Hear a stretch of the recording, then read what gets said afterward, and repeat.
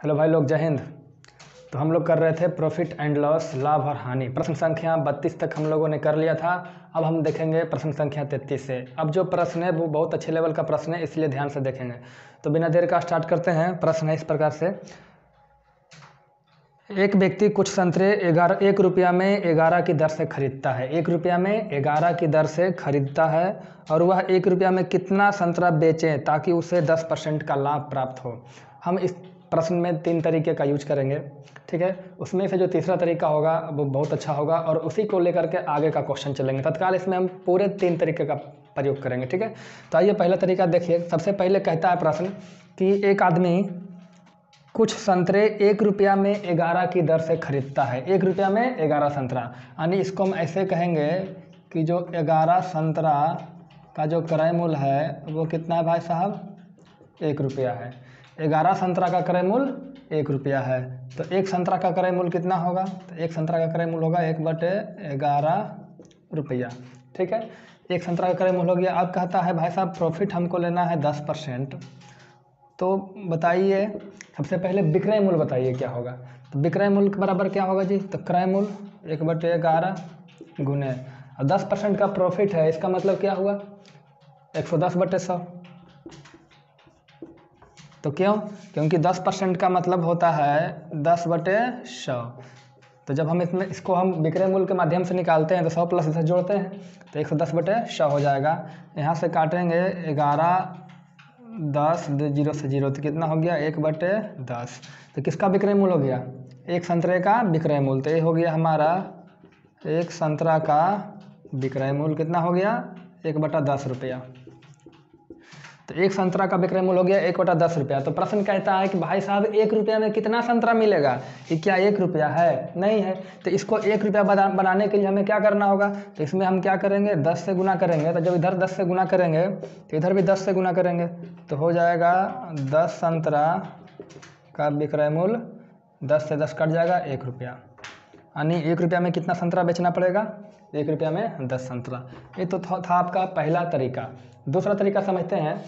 देखिए, सबसे पहले जो प्रॉफिट है कितना ले रहा है? 10%। प्रॉफिट कितना ले रहा है? 10%। तो प्रॉफिट 10% ले रहा है तो CP और एक होगा SP, यानी क्रय मूल्य और विक्रय मूल्य। तो 10% का मतलब क्या होता है? तो 10% का मतलब होता है 10/100, है ना। यानी क्रय मूल्य 100 रुपया है, इस तरीके से। या फिर इसको हम ऐसे कर सकते हैं कि 10% का मतलब होता है 1/10। क्या होता है? 1/10। यानी यदि क्रय मूल्य 10 रुपया है तो विक्रय मूल्य क्या होगा? एक ज़्यादा होगा। 10 का 10%, 1 रुपया प्रॉफिट होगा, यानी 11 रुपया हो जाएगा। विक्रय मूल्य कितना हो जाएगा? 11 रुपया।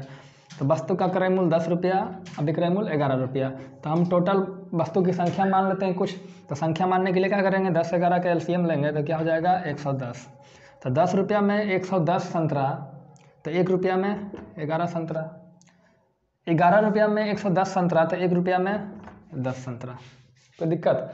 अब देखना ये है प्रश्न क्या कहता है। कहता है भाई साहब कि 1 रुपया में 11 की दर से खरीदता है।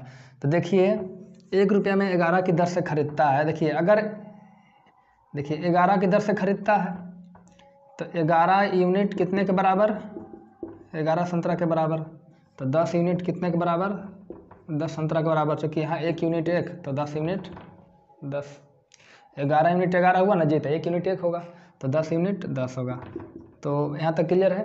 तो ये दोनों तरीका हो गया। अब एक तीसरा तरीका पे आते हैं, उस पर हम बहुत डिटेल से बात करेंगे। हाँ, एक चीज़ और ध्यान रखिएगा। एक चीज़ यहाँ से ध्यान रखिए, क्योंकि तीसरा मेथड में वो यूज होगा। देखिए, जो क्रय मूल्य और विक्रय मूल्य का अनुपात है ना जी। देखिए क्रय मूल्य विक्रय मूल्य का अनुपात क्या है? 10 से 11। यानी क्रय मूल्य अनुपात विक्रय मूल्य, कैसे कहें इसको? इस तरीके से 1:22 है। क्रय मूल्य और विक्रय मूल्य का अनुपात क्या है? 1:22। तो जो वस्तु का अनुपात होगा, वस्तु का जो अनुपात होगा वो बाह्य अनुपात 1 होगा। उल्टा कैसे? यहाँ से देखिए, यहाँ क्रय मूल्य 10, यहाँ रुपया मान लेते हैं। क्रय मूल्य 10, विक्रय मूल्य 11, तो 10:11 था। तो जो वस्तु का अनुपात आया वो 11:10 आया कि नहीं आया? तो यहाँ से समझना है कि जो मूल्यों का अनुपात है, यानी क्रय मूल्य और विक्रय मूल्य का अनुपात है, उसका जस्ट अपोजिट वस्तु की संख्या का अनुपात होता है। कैसे होता है यहाँ से समझ रहे हैं? चलिए तीसरा तरीका पढ़ते हैं। चलिए देखिए प्रश्न इसी को देखते हैं। कहता है एक व्यक्ति, प्रश्न वही सेम है, कुछ संतरे 1 रुपया में 11 की दर से खरीदता है और वह 1 रुपया में कितना संतरा बेचें ताकि उसे 10% का लाभ हो। तो 10% का लाभ हो तो 10% का मतलब क्या होता है? तो 10% का जो मोटा मोटी मतलब होता है, एक तो होता है 1/10 है ना, और एक 1/10, एक 10% का मतलब होता है 10/100। आप दोनों में से किसी भी डेटा का यूज करके यहाँ से कर सकते हैं। तो हम किसका, कौन सा डेटा यूज करें? तो हम कर लेते हैं नीचे वाले का, ऊपर वाला करेंगे तो और आसान हो जाएगा। तो यहाँ से क्या समझ में आया? 10% लाभ। तो लाभ किस पे होता है? क्रय मूल्य पे। तो ये हमारा क्रय मूल्य होगा या फिर ये हमारा क्रय मूल्य होगा। तो किसे मान लेते हैं? नीचे वाले को 100 रुपया, यानी अगर क्रय मूल्य 100 रुपया है तो विक्रय मूल्य कितना हो जाएगा? 110 रुपया। क्यों होगा? क्योंकि 100 का 10% 10 रुपया लाभ होगा तो विक्रय मूल्य कितना हो जाएगा? 100 + 10 110। तो इस तरीके से हमारा जो यहाँ से अनुपात निकल के आएगा 10:11। क्रय मूल्य विक्रय मूल्य का अनुपात क्या होगा? 10:11। अब जो वस्तु का अनुपात होगा वो क्या होगा? क्रय मूल्य विक्रय मूल्य के अनुपात का जस्ट उल्टा। तो क्या होगा? अभी पीछे वाले कॉन्सेप्ट में बताए थे। तो इसका आर्टिकल का जो आर्टिकल यानी वस्तु की संख्या का जो अनुपात होगा वो हो जाएगा 11:10। मतलब है कि यदि 11 आर्टिकल खरीदेगा जितना रुपया में, उतना ही रुपया में 10 आर्टिकल देगा। जितना रुपया में 11 आर्टिकल खरीदेगा उतना ही रुपया में 10 आर्टिकल यानी 10 वस्तु देगा। अब देखिए स्टार्टिंग में 1 रुपया में कितना आर्टिकल दे रहा था? तो मान लेते हैं 1 रुपया दे रखा क्वेश्चन में, तो यहाँ 11 आर्टिकल 11 यूनिट देना है और देना कितना है? 11 आर्टिकल यानी 11 वस्तु। तो 11 यूनिट 11 वस्तु के बराबर है, तो 1 यूनिट 1 वस्तु के बराबर होगा, तो 10 यूनिट 10 वस्तु के बराबर है। यानी 1 रुपया में 11 खरीदेगा और 1 रुपया में 10 बेचेगा। परेशानी नहीं होना चाहिए। अगला प्रश्न इसी टाइप का है। चलिए भैया देखिए अगला जो है, कहता है एक व्यक्ति कुछ संतरे 1 रुपया में 25 की दर से खरीदता है। 1 रुपया में 25 की दर से खरीदता है और वह 1 रुपया में कितने संतरे बेचे जिससे उसे 25% का लाभ हो। तो 25% का लाभ है तो 25% मतलब क्या होता है? 1/4। यानी क्रय मूल्य, लाभ तो क्रय मूल्य पे ही होता है, हानि भी क्रय मूल्य पे होता है। यानी क्रय मूल्य 4 है तो 4 का 25% 1 रुपया क्या लेगा? प्रॉफिट। तो हमारा विक्रय मूल्य कितना हो जाएगा? तो 4 और 1 5 रुपया हो जाएगा। यानी क्रय मूल्य अगर 4 रुपया होगा तो विक्रय मूल्य कितना हो जाएगा? 5। यानी दोनों का अनुपात क्या हो गया? 4:5 हमारा यहाँ पे अनुपात हो गया। तो आर्टिकल का अनुपात क्या होगा? जस्ट उल्टा होगा। क्या हो जाएगा? 5:4। यानी जितना रुपया में 5 आर्टिकल खरीदेगा उतना ही रुपया में 4 आर्टिकल बेचेगा। अब देखना है कि पहले 1 रुपया में 25 सामान 25 की दर से खरीदता था। पहले 1 रुपया में 25 के दर से खरीदता था, तो अब वो 1 रुपया में कितना बेचेगा? तो रुपया तो बराबर है, पहले भी 1 रुपया था, आज भी 1 रुपया है। तो पहले जो था कितना खरीद रहा था सर जी? पहले खरीद रहा था 5 यूनिट। कितना? 5 यूनिट। और खरीद कितना रहा था? 25 वस्तु। कोई दिक्कत? यानी 5 यूनिट बराबर 25 वस्तु। तो 5 यूनिट बराबर 25 वस्तु, तो 1 यूनिट बराबर 5 वस्तु। तो पहले 5 यूनिट दे रहा था तो अब कितना देगा? अब देगा 4 यूनिट। तो 1 यूनिट 5 वस्तु, तो 4 यूनिट 4×5 20 वस्तु। यानी 1 रुपया में कितना बेचेगा? 20 के हिसाब से बेचेगा। इसको आप समझिए, 2-3 बार कीजिए, समझ में आ जाएगा। और बहुत आसान है, बहुत ही आसान और बहुत ही सटीक है। चलिए देखिए भाई साहब, प्रश्न संख्या 35 थोड़ा सा डिफरेंस है, थोड़ा सा अंतर है और समझते हैं इस अंतर को और करते हैं। कहता है एक व्यक्ति 1 रुपया में 32 संतरे बेचने पर 1 रुपया में 32 संतरे बेचने पर 40% की हानि होती है। तो 40% की हानि होगी बेचने पर, तो दोनों कंडीशन में क्या होगा? विक्रय मूल्य होगा। ठीक है, कैसे? देखिए कहता है 1 रुपये में 32 संतरे बेचने पर 40% की हानि होती है, तो 20% लाभ कमाने के लिए 1 रुपये में कितना संतरा बेचना चाहिए? यानी पहले भी बेच रहा था, आगे भी बेचेगा। तो दोनों कंडीशन में क्या है? विक्रय मूल्य। तो पहले प्राइस का रेशियो निकालते हैं। तो कहता है कितना, पहले जो है 1 रुपया में जब 32 संतरा बेचता है तो 40% का हानि होता है। तो 40% का हानि का मतलब क्या हुआ भाई साहब? तो 40% का मतलब हो गया 2/5।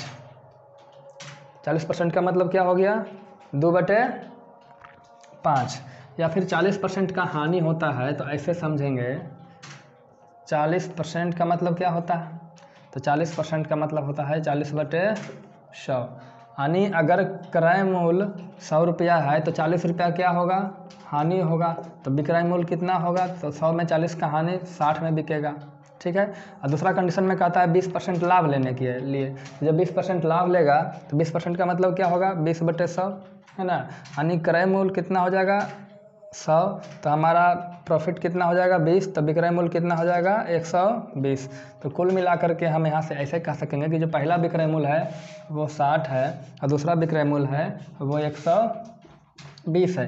काटेंगे 60 है कम 60, 60 दूना 120, अनुपात निकल कर कितना आया 1:2, क्योंकि अनुपात हमें निकालना है, अनुपात निकालना है। अब देखिए प्राइस का जो अनुपात है 1:2 है, तो आर्टिकल का अनुपात क्या होगा 2:1, यानी पहले 2 यूनिट सामान बेच रहा था तो अब 1 यूनिट सामान बेचेगा। दोनों कंडीशन में बेचेगा, खरीदने की बात कहीं नहीं कहा गया है।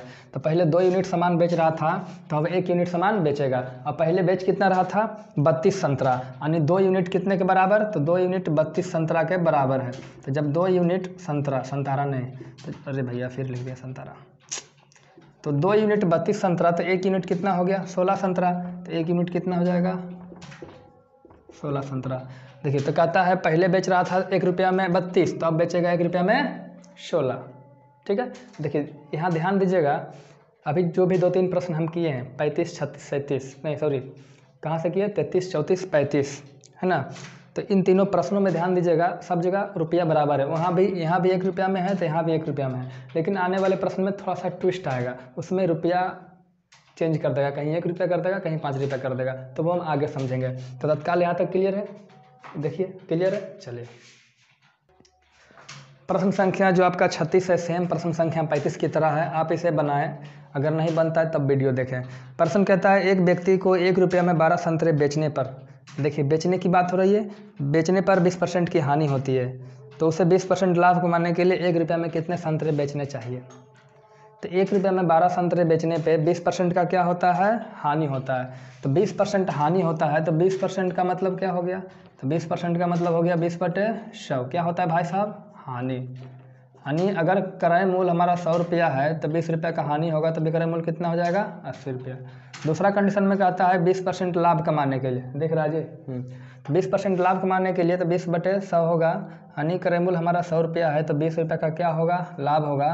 तो इस कंडीशन में जो हमारा विक्रय मूल्य होगा वो 120 रुपया होगा। ये सब मन मन में करना है, लिखने की ज़रूरत नहीं है, ठीक है। तो सबसे पहले जो हमारा विक्रय मूल्य होगा वो 80 रुपया होगा, दूसरे कंडीशन में विक्रय मूल्य होगा वो 120 रुपया होगा।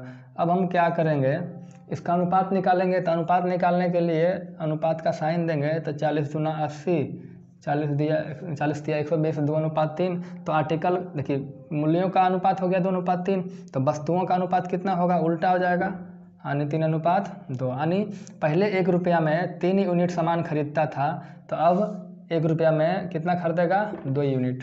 कोई दिक्कत। अब देखिए पहले 1 रुपया में खरीदता कितना था, तो पहले 1 रुपया में 12 संतरा खरीद रहा था, यानी जहाँ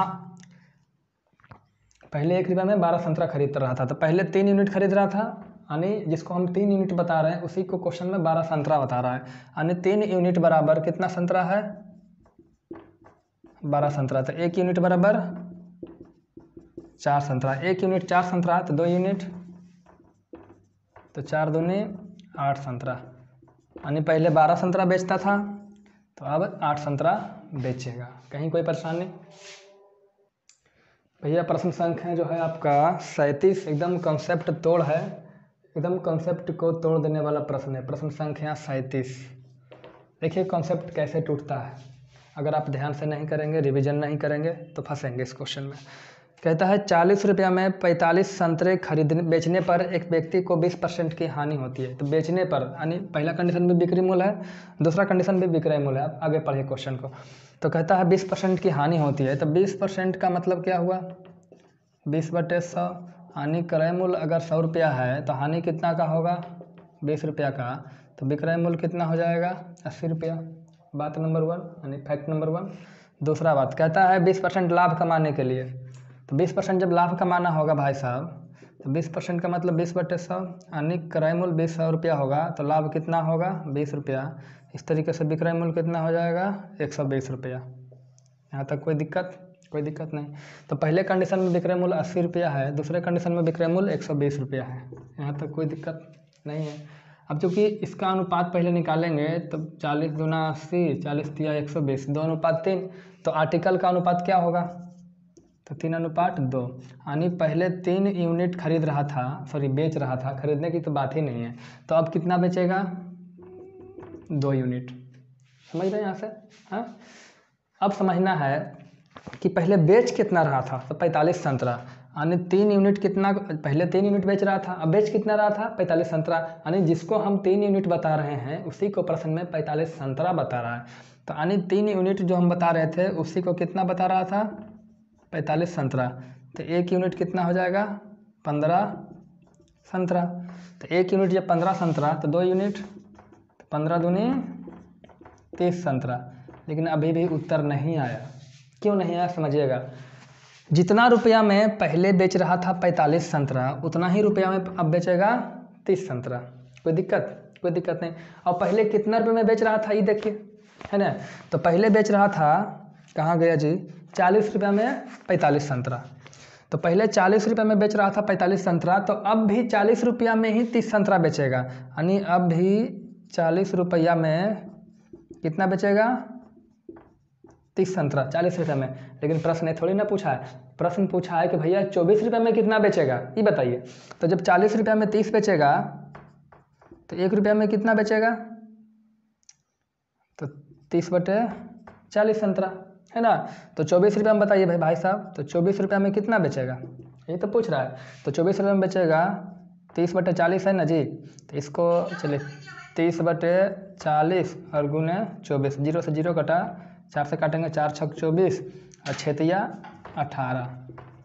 यानी क्या समझे, कॉन्सेप्ट तोड़ दिया। समझना यहाँ पर मुख्य रूप से यही है कि पहले 40 रुपये में 45 बेच रहा था, तो जो ये 30 है ना, ये भी 40 रुपये में बेच रहा है। 30 संतरा भी 40 रुपये में बेच रहा है, लेकिन 40 रुपये में नहीं पूछा, और पूछा 24 रुपये में कितना संतरा बेचेगा। अब 24 रुपये की जगह कुछ भी पूछ सकता है, ये भी पूछ सकता है कि 40 रुपये में कितना बेचेगा, तो डायरेक्ट आंसर 30 होगा। 24 पूछ दिया, 30 पूछ सकता है, 35 पूछ सकता है, 36 पूछ सकता है, 1 रुपये में कितना संतरा पूछेगा ये भी पूछ सकता है। तो 1 रुपये में 3/4 संतरा और 24 रुपये में 18 संतरा। प्रॉब्लम है। चलिए आगे देखते हैं। तो भाई लोग अभी तक आप लोग प्रश्न संख्या 37 किए हैं, अब 38 करेंगे। 38 जो प्रश्न संख्या है, यहाँ से एक नया टाइप स्टार्ट होता है। और इस टाइप का जो प्रश्न देखिए, ऐसे तो सभी क्वेश्चन जितने बता चुके हैं सब इंपॉर्टेंट है, क्योंकि ये जो बुक है ना राकेश यादव, ये जो अरिथमेटिक का बुक है बहुत इंपॉर्टेंट है। आप इसे एक बार करके तो देखिए, दूसरा किताब आप कोई भी क्वेश्चन चुटकी में कर लेंगे और हर क्वेश्चन आपको आसान लगेगा, बशर्ते आपका रिवीजन होना चाहिए। और रिवीजन नहीं रहेगा तो लगेगा कि कुछ पढ़े ही नहीं है। तो रिवीजन बहुत कंपलसरी हो जाता है। तो प्रश्न संख्या 38 पढ़ते हैं। कहता है एक दुकानदार अंकित मूल्य पर 20% छूट देकर 10% लाभ कमाना चाहता है, तो उसे अंकित मूल्य क्रय मूल्य से कितने % अधिक रखना चाहिए। देखिए मूल्य 3 प्रकार का है, क्रय मूल्य, विक्रय मूल्य और अंकित मूल्य। और कोई मूल्य है, क्रय मूल्य, विक्रय मूल्य और अंकित मूल्य। तो यहाँ मूल्य 3 है, तीनों को हम लिख लेते हैं। सबसे पहले लिखते हैं क्रय मूल्य, विक्रय मूल्य और अंकित मूल्य, अंग्रेजी में मार्क प्राइस। तो अब समझना है, कहता है भाई साहब कि 20% छूट देना चाहता है और 10% लाभ कमाना चाहता है। तो छूट कितना है, छूट कितना है, 20%। तो 20% का मतलब क्या हुआ, तो 20% का मतलब होता है 1/5। 1 क्या होता है, 5।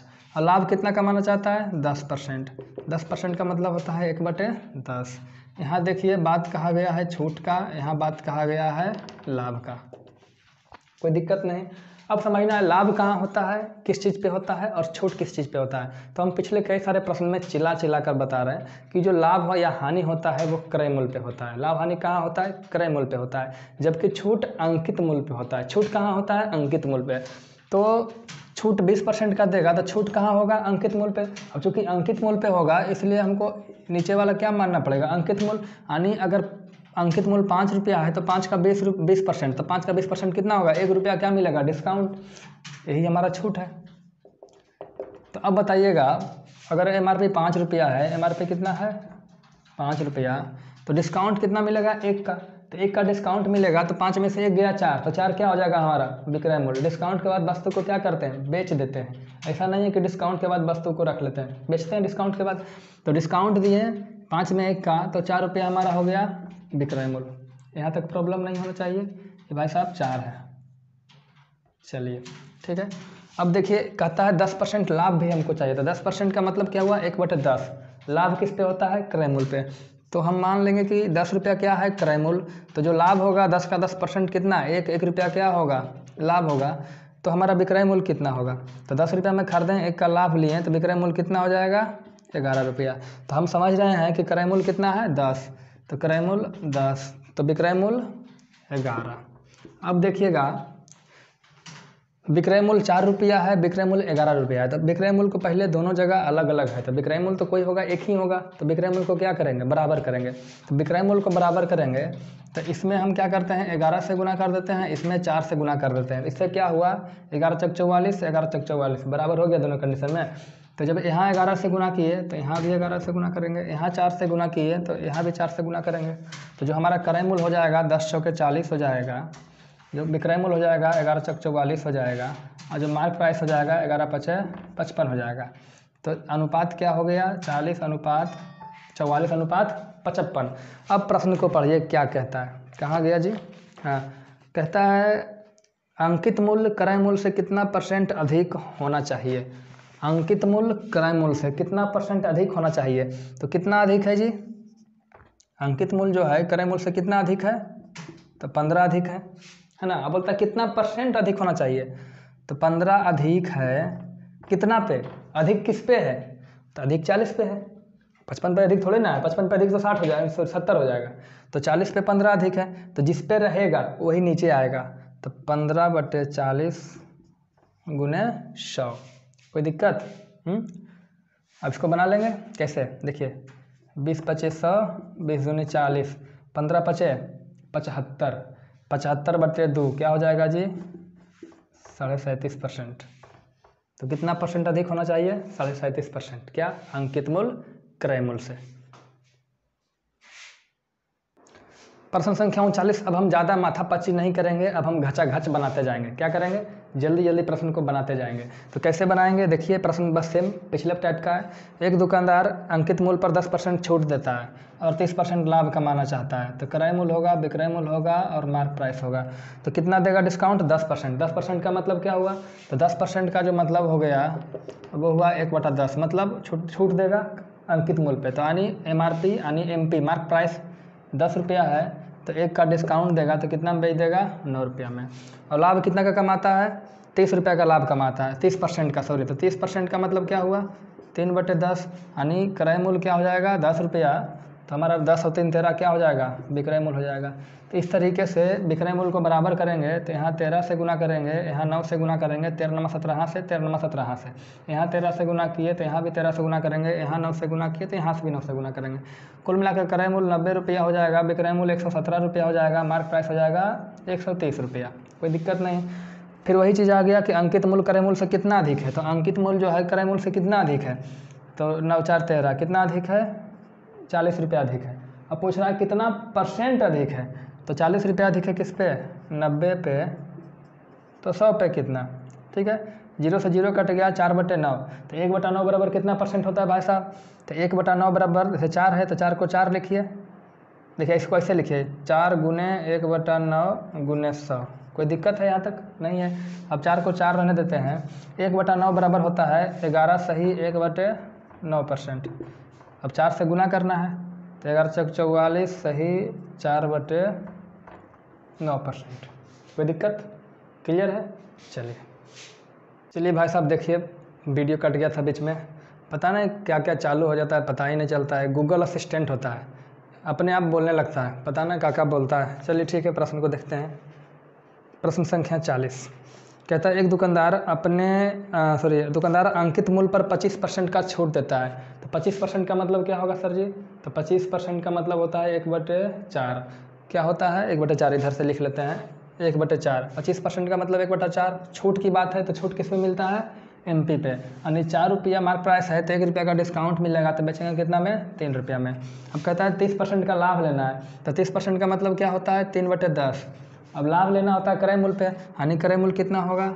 10। तो लाभ कितने का? 3 का। तो विक्रय मूल्य कितना हो जाएगा? 13। तो कुल मिला के अब देखिए विक्रय मूल्य यहाँ 3 है, यहाँ 13 है, दोनों को बराबर करेंगे तो यहाँ 13 से गुना करेंगे, यहाँ 3 से गुना करेंगे। 13 40, 13 40 हो गया बराबर। क्योंकि यहाँ 13 से गुना किए तो यहाँ भी 13 से गुना करेंगे, यहाँ 3 से गुना किए तो यहाँ भी 3 से गुना करेंगे। 10 तिया 30, 13 तिया 39, 13 चौके 52। कोई दिक्कत है जी? कोई दिक्कत है? क्रय मूल्य कितना है? 23 रुपया। विक्रय मूल्य 39 रुपया, मार्किंग किया 52 रुपया का। कहता है यदि उसका लाभ 90 रुपया हो तो छूट कितना होता है। तो देखिए उसका लाभ 90 रुपया दे रखा है, तो सबसे पहले लाभ है कितना। देखिए ये सब राशि हम खुद से माने हैं, ना कि कहीं दे रखा है, ये सब हम यूनिट में माने हैं। तो ऐसा समझिएगा कि अगर देखिए ऐसा इसको समझ सकते हैं, कैसे समझ सकते हैं, कैसे समझेंगे। देखिए अगर क्रय मूल्य 30 रुपया है तो विक्रय मूल्य 39 रुपया, क्रय मूल्य 30 यूनिट तो विक्रय मूल्य 39 यूनिट और अंकित मूल्य 52 यूनिट।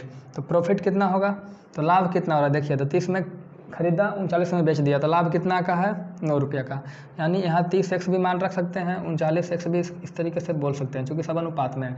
ठीक है, तो यहाँ लाभ कितना का 9x का, तो 9x रुपया का लाभ हुआ, और लाभ है कितना 90 का। कोई दिक्कत नहीं। तो x बराबर कितना हो गया 10 रुपया। तो कहता है सर जी डिस्काउंट बताइए, डिस्काउंट कितना है। अब 52 रुपया लिख करके 39 में बेचे हैं, तो डिस्काउंट कितना का हो गया, तो 13x का है, 13x का डिस्काउंट है ना जी, घटाएंगे तो 13x बराबर 10, तो कितना का छूट हो गया 130 रुपया का छूट हो गया। तो सब मिला के जुला कर आज तक अभी तक प्रश्न संख्या 40 तक हम लोग कंप्लीट कर चुके हैं। प्रश्न संख्या 40 तक कंप्लीट कर चुके हैं, और आप लोगों के लिए ग्रुप डी का सेट प्रैक्टिस बहुत जल्द हम ला रहे हैं। किसी को कोई कन्फ्यूजन हो, किसी तरह का कोई दिक्कत हो, परेशानी हो, गाली गलौज देना हो, तो दे सकते हैं कमेंट के माध्यम से। तो फिर मिलेंगे अगले वीडियो में, अगले सेशन में। तब तक के लिए जय हिंद, जय भारत।